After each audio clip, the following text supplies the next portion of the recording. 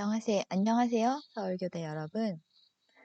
초등과학교육론을 맡은 신현정입니다. 네, 그동안 계속 만났는데 다시 자기소개를 하니까 좀 어색하죠? 네. 되게, 아무도 없는 곳에서 강의를 녹화하려다 보니 저도 어색합니다. 인사를 하게 되네요. 자, 이번 주차에는 과학의 구성 요소에 대해서 살펴보고 2015 개정 교육과정에서 과학이 어떤 구조로 이루어져 있는지 교육과정 문서와 교과서, 그리고 지도서의 양식을 간략하게 살펴보고 그다음 교육과정 재구성이 무엇인지에 대해서 알아본 후에 여러분들이 실제 교육과정을 재구성하는 실습과제 안내로 마무리가 되겠습니다. 아무래도 2015 개정 교육과정 영양중심 교육과정이다 보니까 모든 교과 수업에서 아마 여러분들이 영양에 대해서 많이 들어보셨을 거고요. 그 외 교육과정이나 교육학 수업에서도 영양에 대해서 배우셨을 거라고 굉장히 반복적으로 많이 들으셨을 거라고 생각이 듭니다.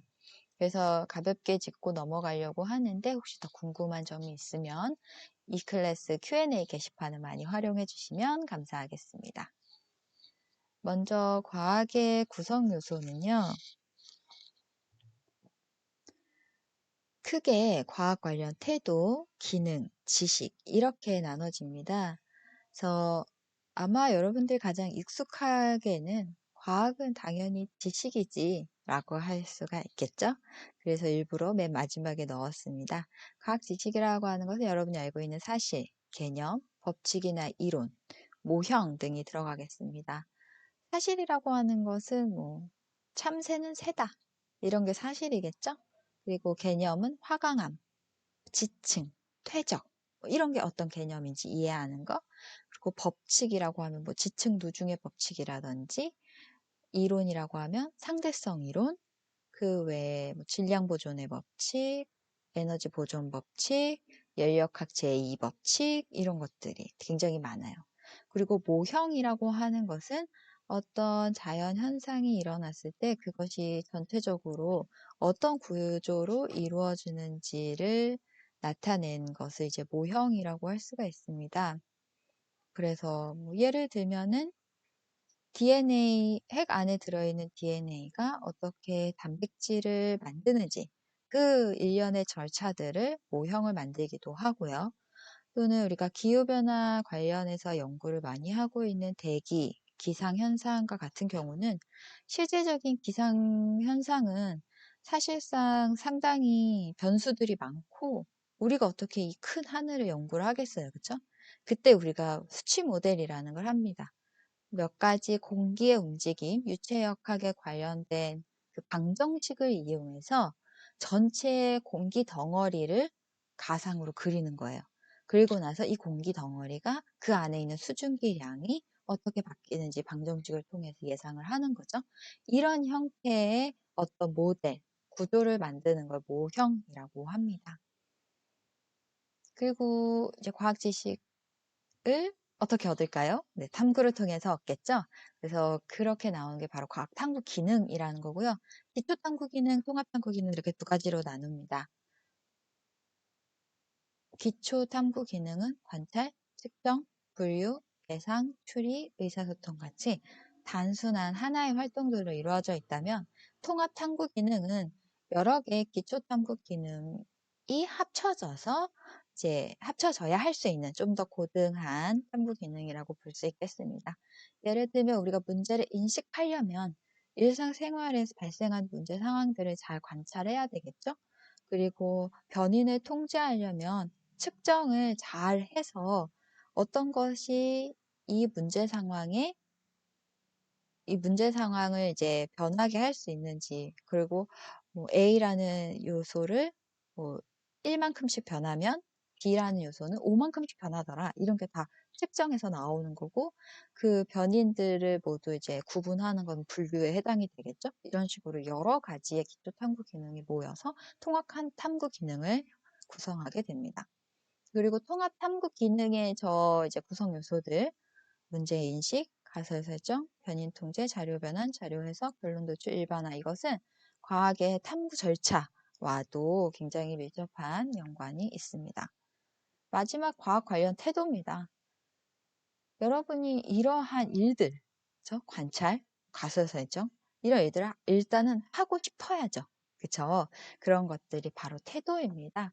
그래서 태도는 과학적 태도, 그리고 과학 또는 과학학습에 대한 태도, 이렇게 두 가지로 나눌 수가 있는데, 과학 또는 과학학습에 대한 태도는 세부 사항을 제가 적진 않았지만, 긍정적인 태도, 부정적인 태도로 크게 나눌 수가 있습니다.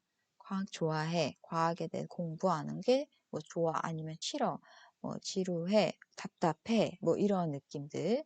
그리고 과학적 태도는 바로 호기심, 증거 존중, 비판성, 협동, 의사소통, 실패의 긍정적 수용, 이런 것들이 모두 과학적 태도입니다.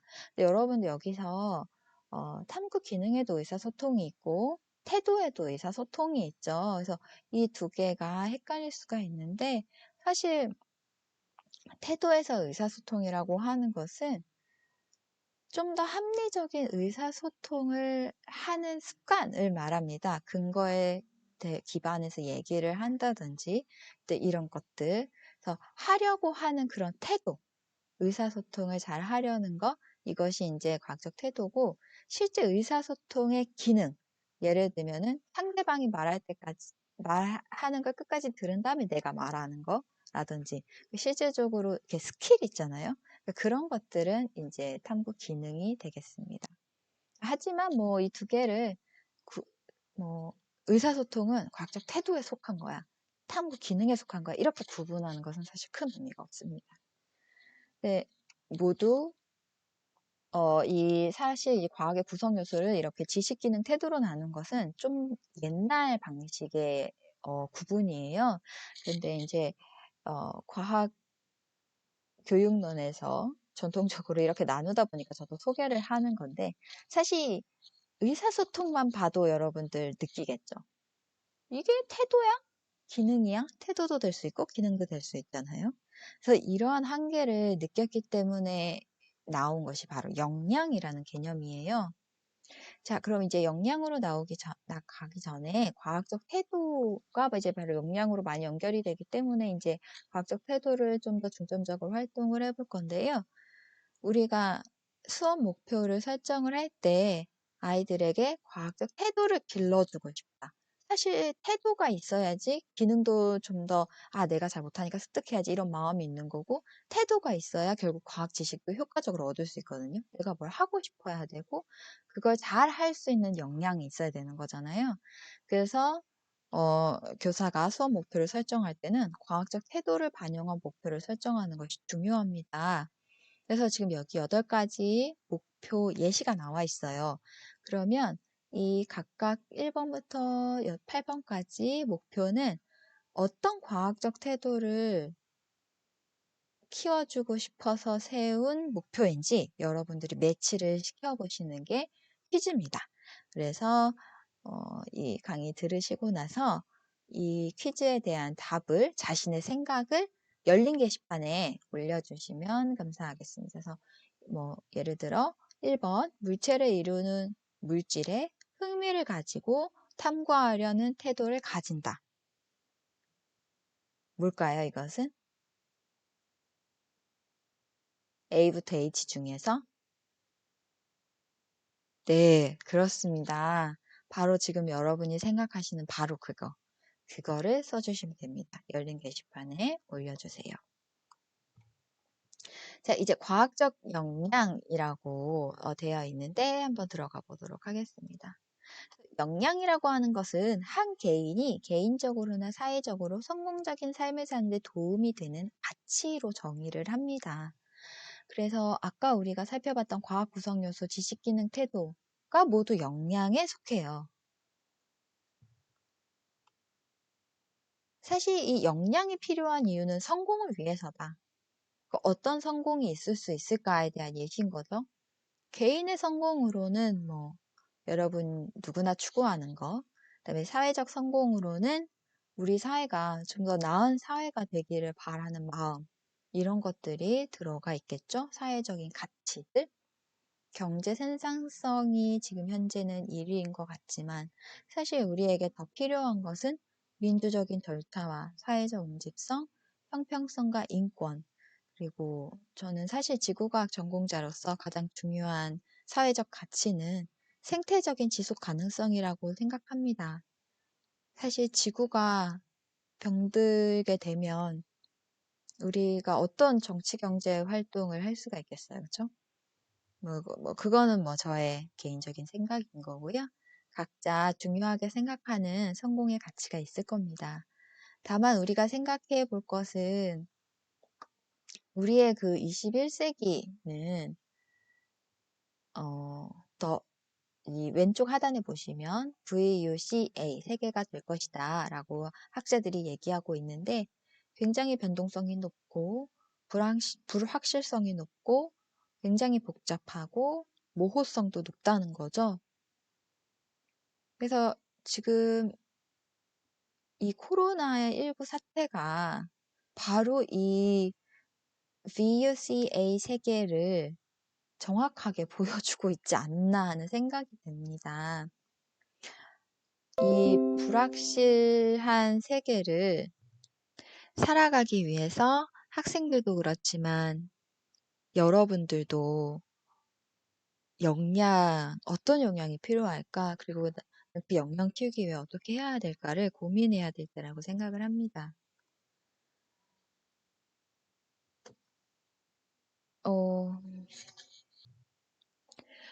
역량을 규명하기 위해서 우리는 고전적 틀에서 시작을 합니다. 지식, 기능, 그 태도와 가치. 아까 우리가 살펴봤던 것과 같은 구조죠. 과학뿐만 아니라 모든 분야는 지식, 기능, 태도로 나눌 수가 있어요. 고전적인 틀이라고 했는데 지식으로는 학문적 지식도 있고 간학문적 지식, 그러니까 과학과 사회의 융합적인 지식이라든지 이런 거. 그다음에 인식적, 절차적 지식, 내가 이 지식을 어떻게 얻을 것인가에 대한 방식이죠. 이것은 성찰, 지향, 사고 패턴, 프레임워크 이런 것들이 있고요. 기능으로는 인지적, 초인지적 기능이 있겠죠. 그리고 사회적, 감정적 기능도 굉장히 중요하고요. 신체적, 실천적 기능도 필요합니다. 태도와 가치도 중요한데요. 누구의 어떤 맥락에서 가치를 의미하는지, 그리고 태도와 가치 포함해서 가르칠 건지, 스스로 가치와 태도를 형성하도록 안내할 건지. 사실 이 부분에 대해서는 정말 저도 늘 고민하는 부분이에요. 여러분들은 어떻게 생각하시는지 궁금한 면이기도 합니다. 자, 그럼 이렇게 고전적 틀에서 출발한 역량, 어떻게 발전이 되어 왔을까요? 21세기는 역량 중심 교육 과정을 전 세계적으로 표명하고 있습니다. 그래서 OECD에서도 국제 협력 연구를 통해서 역량 중심 교육 과정을 짜고 있고 우리나라도 거기 동참을 하고 있죠. 그래서 교육 과정에서 이제 핵심 역량을 표방한 대표적인 나라가 호주, 싱가포르 그리고 우리나라 2015 개정 교육 과정인데요.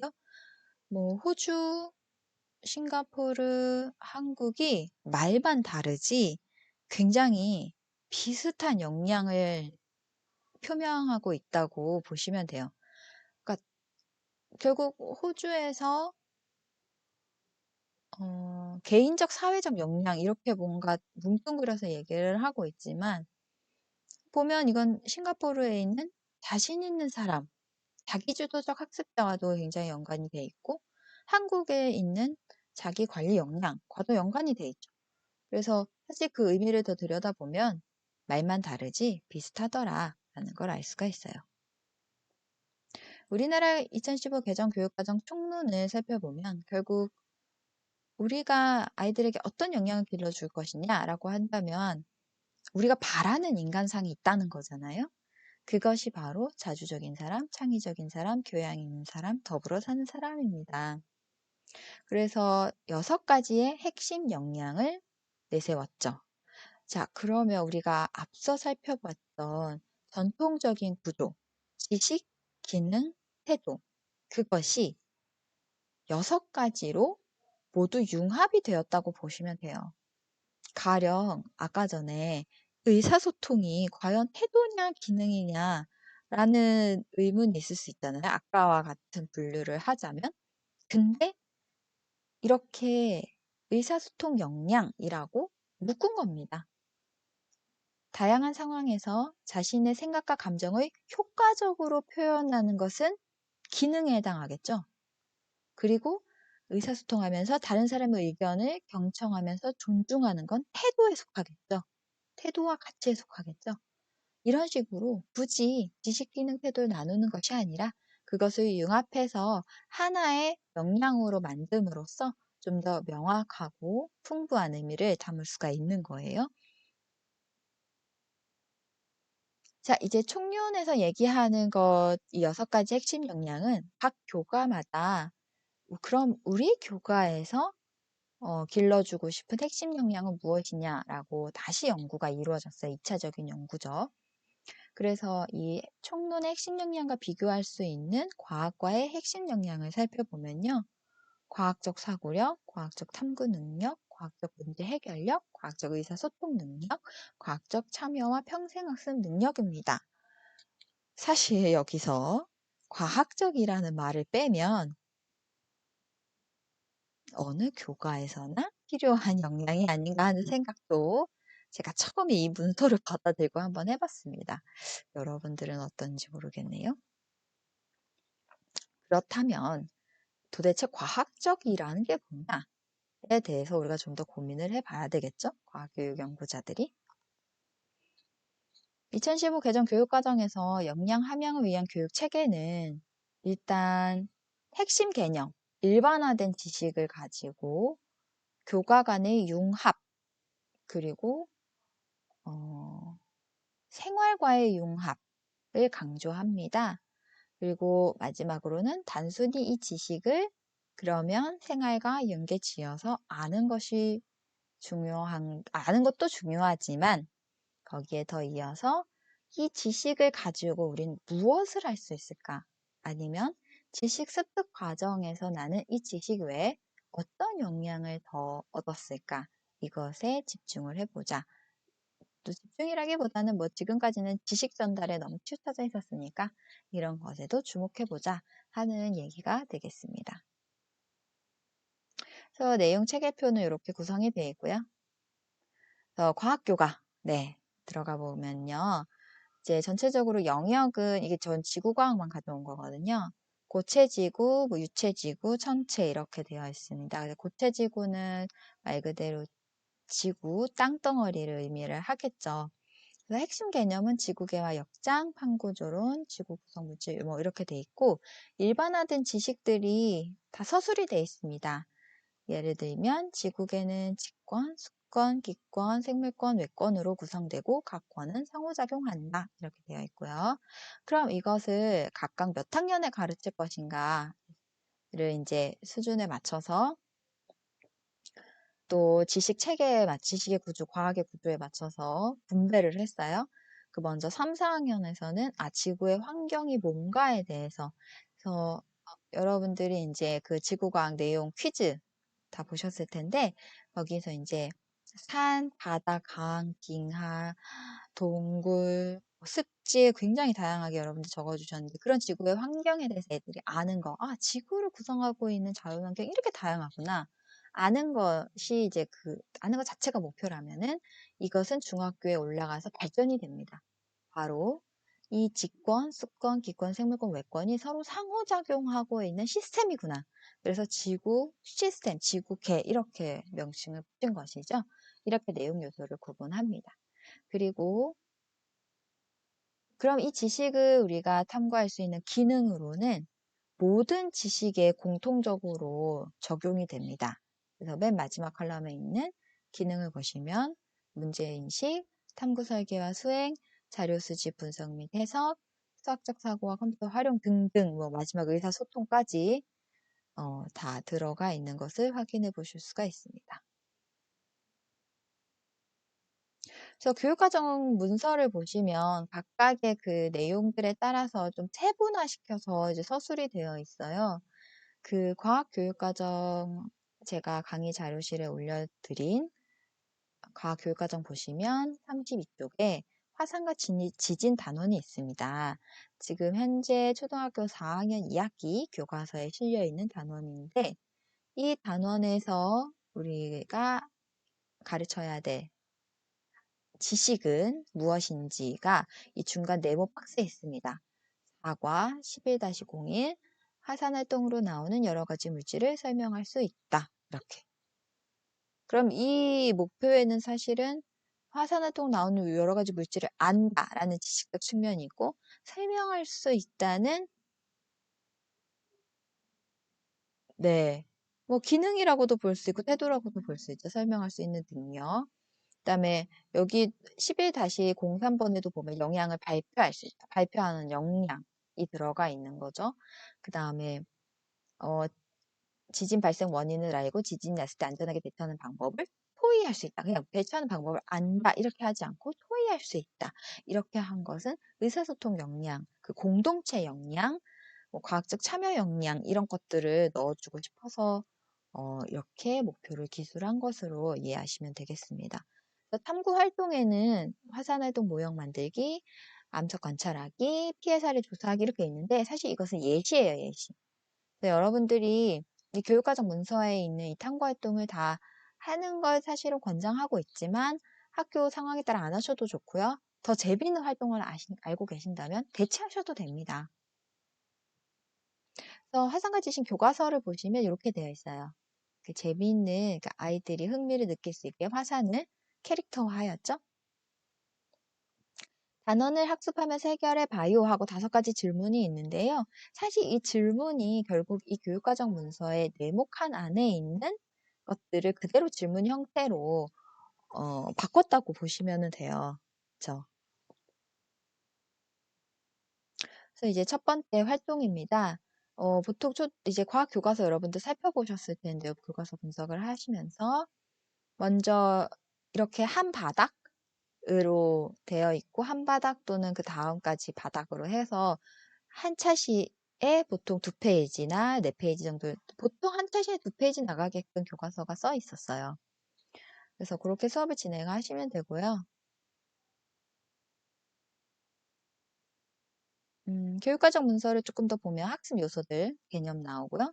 성취 기준, 해설도 나오고 어디까지 범위에서만 다뤄야 하는지 그 다음에 이제 교수 학습 방법 및 유의사항에 대해서 말을 해주고 있어요.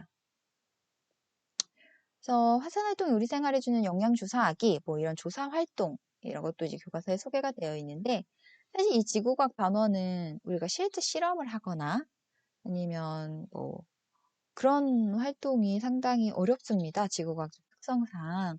그래서 교과의 탐구 활동을 여러분들 찾아보시면 아시겠지만 조사 활동이 상당히 많아요. 스마트 기기를 이용한 조사 활동. 그래서 이런 뭐 좀 제한점도 있긴 한데 사실 이제 현장에서 지구과학 단원 어떻게 하면 아이들이 좀 더 실제적이고 재밌게 할 수 있을까 많이 이제 연구를 하시는 선생님들이 많습니다. 뭐 보드게임 자료를 개발하신다든지 아니면 정말 그 재미있는 흥미로운 영상 어디서 구해서 아이들에게 보여주신다든지 그래서 아마 여러분들도 이제 다양한 자료들을 여기저기서 많이 찾아보실 수 있을 거라 생각이 듭니다. 그렇다면 여러분 지금까지 교육과정 문서를 살펴보셨는데 과학과 핵심 역량이 잘 드러나 있나요? 과학 교과서에서 역량 중심 교육과정이라는 걸 느낄 수 있었던 지점은 어딜까요? 잘 드러나 있지 않다면 교사가 알아서 잘 찾아서 구현해야 될 문제인가요? 역량을 키우기 위해서는 어떻게 과학 수업을 설계해야 할까요?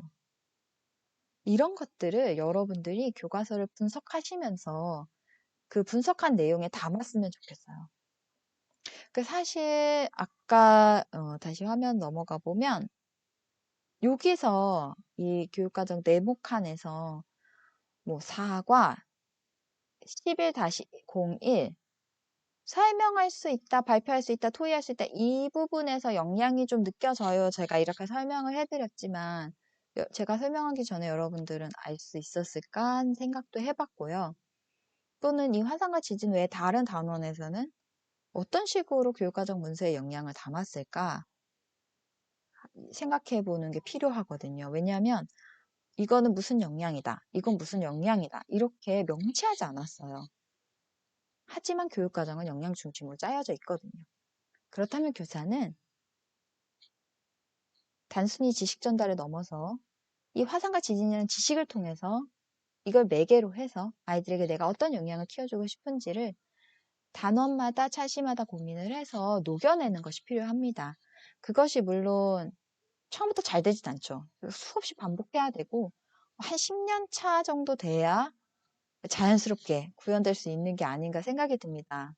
저도 이제 고등학교에서 한 8년 정도 근무를 하면서 해마다 교육과정 고민을 해요. 그것이 바로 교육과정 재구성입니다. 그래서 교육과정 재구성이란 뭐냐면 교육과정 전반에 걸쳐서 항상 필요한 건 아니지만 주제에 따라 차시에 따라 종종 필요한 거예요. 그러니까 내가 특히 여러분 같이 이제 모든 교과를 가르쳐야 되시는 초등 선생님들께서는 국어도 재구성, 수학도 재구성, 과학도 재구성하려면 시간이 부족하십니다. 물리적 시간이. 그래서 뭐 때로는 그냥 교과서 그대로 가지만 때로는 내가 정말 관심 있는 주제고 이 부분은 교과서가 너무 재미가 없어. 이러신 부분은 재구성 하셔야죠. 그래서 그런 게 재구성이에요. 그래서 교육과정 재구성이란 아이들을 지도하기 위해서 새로운 지식을 쌓고 수업 아이디어를 생각하는 그 과정 자체가 재구성이 됩니다. 이 교육과정 재구성 자체가 바로 교사의 정체성 그리고 전문성이 발휘되고 함양되는 과정이라고 볼 수가 있습니다. 자기만의 색깔을 찾아가는 과정이죠. 똑같은 화상과 지진을 수업하더라도 아마 지금 여러분들 25명, 6명 정도 되는 그 반, 동료 예비교사들이 모두 다 다른 수업을 구성해 올 것이라고 저는 생각이 듭니다. 재구성 방법은 뭐 여러 가지 방법이 있습니다. 중복된 내용 축소하거나 예를 들어 여러분들 진짜 되게 좋은 게 사회나 과학을 다 같이 가르치시잖아요. 그래서 사회에서 기후변화에 대한 주제가 나왔어. 그러면 과학에도 그런 관련된 기후변화 관련된 단원이 있다면 그 두 개를 융합해서 가르칠 수가 있죠. 그러면 중복된 내용을 축소할 수가 있겠죠. 그다음에 어려운 내용인데 아이들이 굉장히 그 호기심을 느끼는 거예요. 화산이 왜 폭발해요? 왜 거기서는 화산이 폭발해요? 우리나라는 왜 화산이 폭발 안 해요? 뭐 이런 내용들. 사실 이건 교육과정 초등학교 범위를 넘어갔지만 아이들이 많이 궁금해하고 교사도 거기에 흥미가 많다면 그걸 좀 심화할 수도 있는 거예요. 또는 단원 내에서 차시 순서를 바꿔서 재구성할 수도 있고요. 또는 단원 자체를 좀 바꿀 수도 있을 것 같아요. 예를 들어 봄에는 꽃이 피잖아요. 그러니까 뭐 꽃에 관한 식물의 구조나 이런 단원은 좀 봄에 수업을 한다든지 이런 식으로요.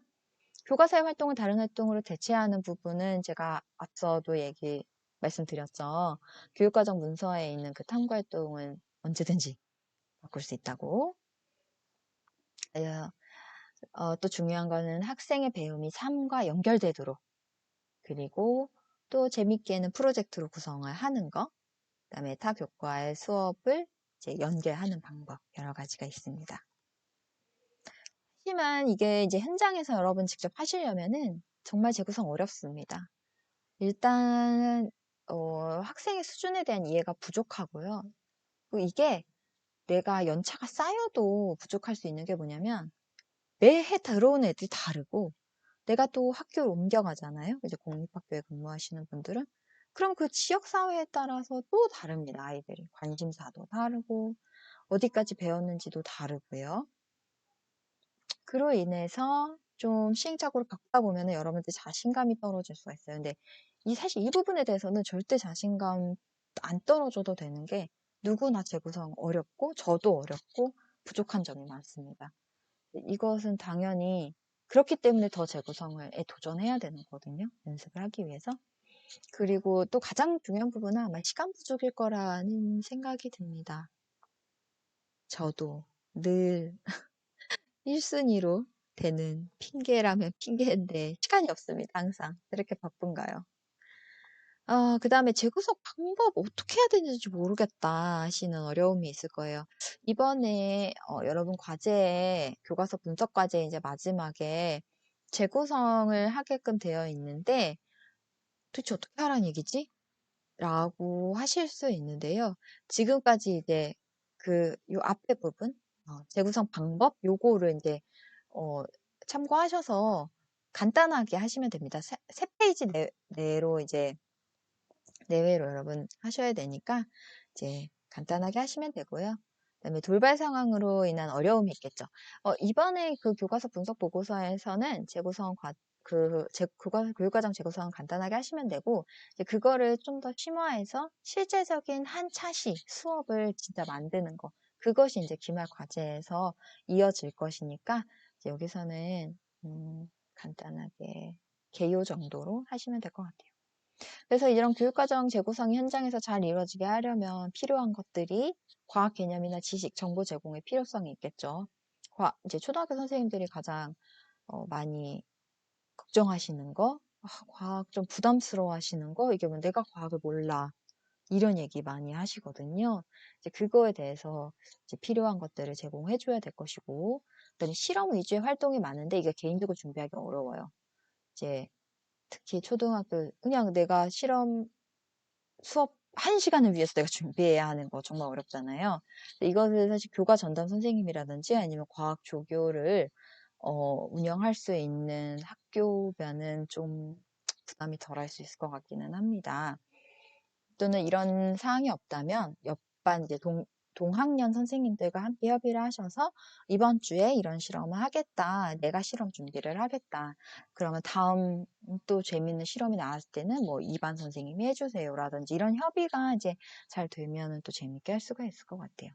그리고 제가 개인적으로 가장 추천하는 것은 교사 간 경험을 공유하는 겁니다. 그래서 교사 학습 공동체가 교내에도 있고, 뭐, 여러분이 뭐 관악구에 사시면 관악구에도 있고, 서초구에 서초구에도 있고, 그다음에 서울시 전체 이제 과학교사 또는 초등과학교사 그런 연구회, 교사 연구회가 있고요. 이제 전국적인 단위로도 과학교사 연구회가 있고 연수를 매년 정기적으로 하고 있으니까 그런데 적극적으로 참여하시기를 적극 추천합니다.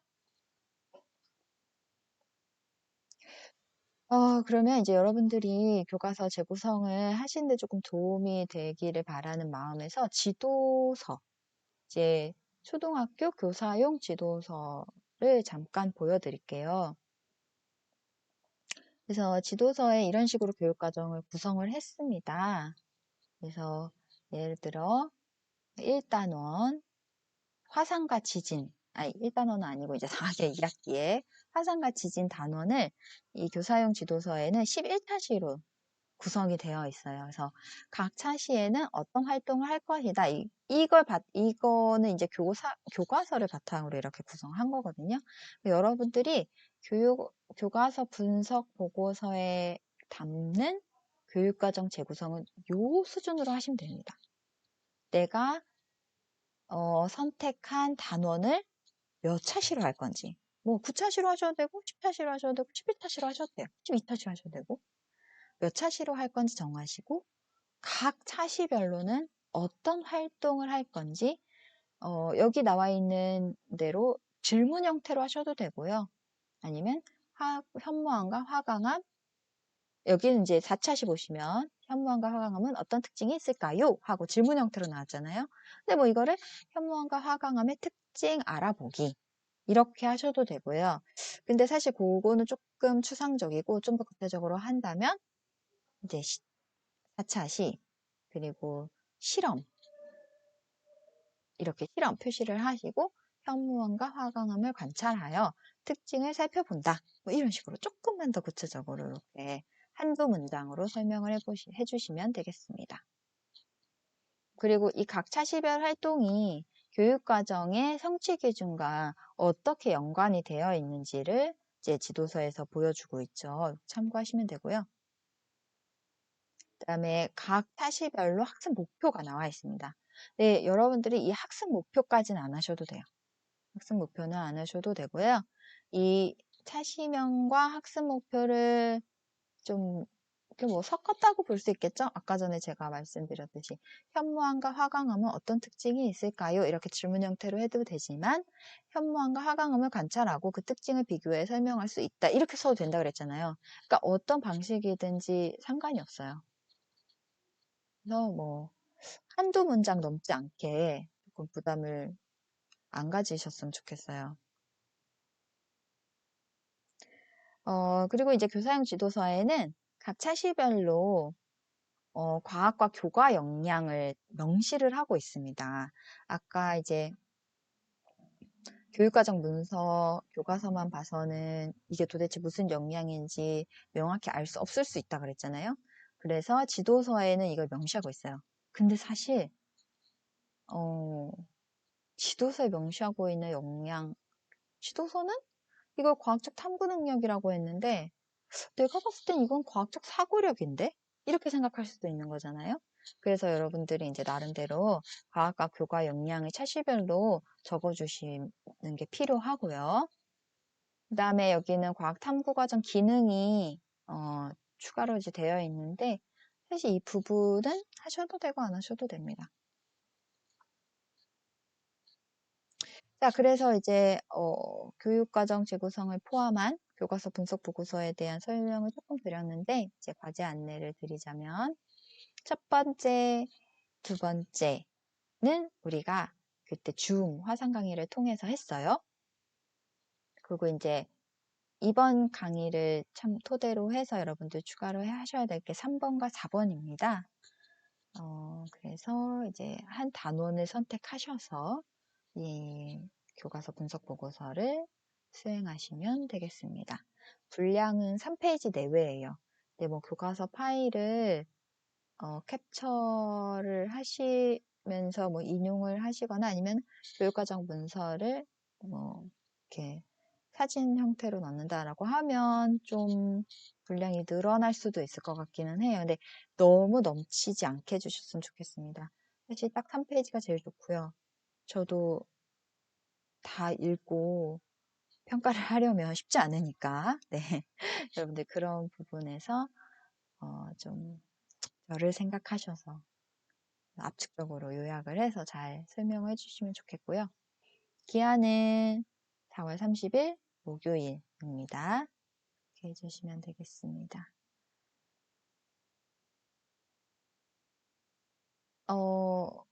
그리고 제가 뭐 또 할 말이 있었는데 어떤 얘기를 네, 다음 주는요 줌 강의를 할 거예요. 우리 또 한 3주 만에 실시간으로 얼굴을 보아요. 그리고 다음 주에는 우리 이번 시간에 배운 내용을 가지고 또 친구들과 함께 얘기해보는 시간을 갖도록 하겠습니다. 지금까지 강의 들어주셔서 감사하고 수고하셨습니다.